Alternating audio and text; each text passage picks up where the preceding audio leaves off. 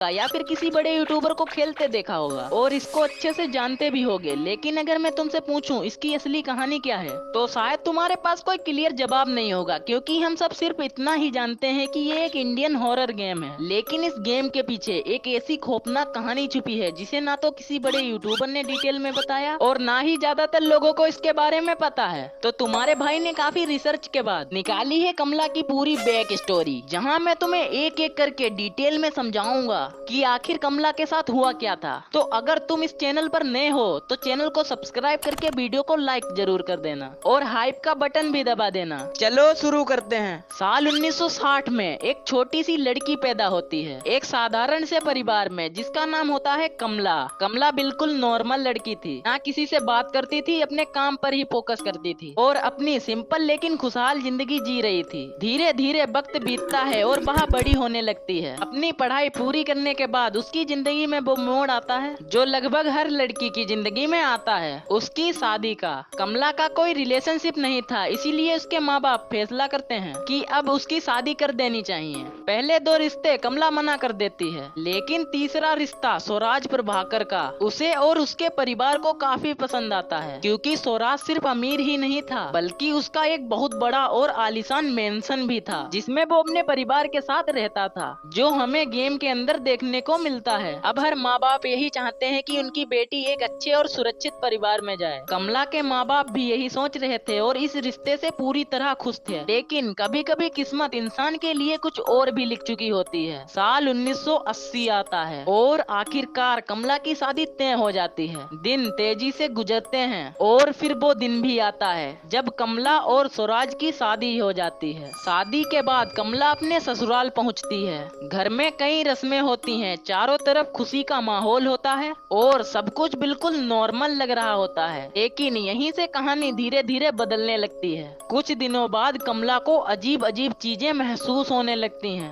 उसे हर वक्त ऐसा लगता है जैसे कोई उसे देख रहा हो, जैसे घर में कोई और भी मौजूद हो जिसे सिर्फ वो ही महसूस कर पा रही हो। दिन बीतते जाते हैं लेकिन वो डरावनी फीलिंग उसका पीछा नहीं छोड़ती। कमला ये बात किसी को नहीं बताती क्योंकि घर में सब लोग खुश थे, वो किसी को परेशान नहीं करना चाहती थी। लेकिन कहानी कुछ ऐसी हो जाएगी इसका पता किसी को नहीं था। लेकिन फिर आती है वो रात जिसने सब कुछ बदल दिया। 31 दिसंबर 1980 रात लगभग 12 बजे अचानक कमला की तबीयत बेहद खराब होने लगती है। स्वराज घबराकर तुरंत अपने परिवार को बुलाता है और सब लोग भागकर कमला के कमरे में पहुंचते हैं। लेकिन वहाँ जो हो रहा था वो किसी बीमारी जैसा बिल्कुल नहीं था। कमला की हालत तेजी से बिगड़ने लगती है, उसकी आंखें बदलने लगती हैं और उसके अंदर जैसे कोई दूसरी ताकत जाग चुकी थी। फिर अचानक वो कुछ ऐसा करती है जिसकी वहाँ मौजूद किसी इंसान को कल्पना भी नहीं थी। कमला सीधे दौड़कर अलमारी पर चढ़ जाती है और वहाँ बैठकर घर वालों को गालियाँ देने लगती है, उन्हें डराने लगती है और अजीब आवाजों में चीखने लगती है।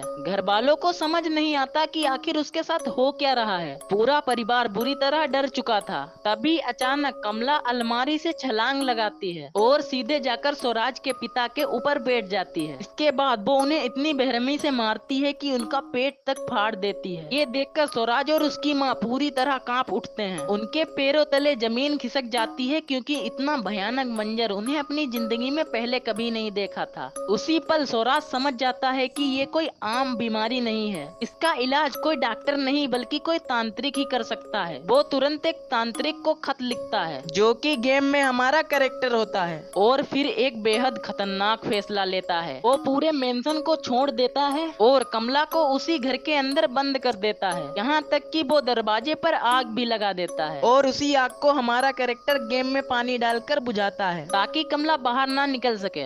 इसके बाद वो अपनी माँ और बाकी परिवार वालों के साथ वहाँ से चला जाता है। कुछ समय बाद तांत्रिक को वो खत मिलता है। खत पढ़ते ही वो समझ जाता है कि मामला बेहद खतरनाक है। एक नई दुल्हन पर इतना शक्तिशाली काला जादू ये कोई मामूली इंसान नहीं कर सकता। वो बिना समय गवाए तुरंत उस मेंशन की तरफ निकल पड़ता है तो पूरा घर सुनसान पड़ा होता है जैसा कि हमें गेम में दिखाया जाता है। मुख्य दरवाजे पर आग लगी होती है, वो आग बुझाता है और धीरे धीरे घर के अंदर प्रवेश करता है। अंदर आते ही उसे एहसास हो जाता है कि यहाँ कुछ बहुत भयानक हुआ है। पूरा सामान बिखरा पड़ा था, दीवारों पर खून के निशान थे और घर का माहौल इतना डरावना था कि कोई भी इंसान वहाँ एक मिनट ना टिक पाए। तभी वो एक कमरे का दरवाजा खोलता है और जैसे ही अंदर देखता है उसके सामने खड़ी होती है कमला। एक पल के लिए तांत्रिक पूरी तरह जम जाता है और फिर तुरंत वहाँ से भाग निकलता है। लेकिन अब उसे यकीन हो चुका था कि कमला के अंदर कोई शैतानी शक्ति प्रवेश कर चुकी है। किसी भी तरह से कमला को बचाना वो एक शक्तिशाली रिचुअल की तैयारी करता है जो कमला के अंदर मौजूद उस बुरी ताकत को बाहर निकाल सके। लेकिन रिचुअल के लिए उसे कुछ खास चीजों की जरूरत थी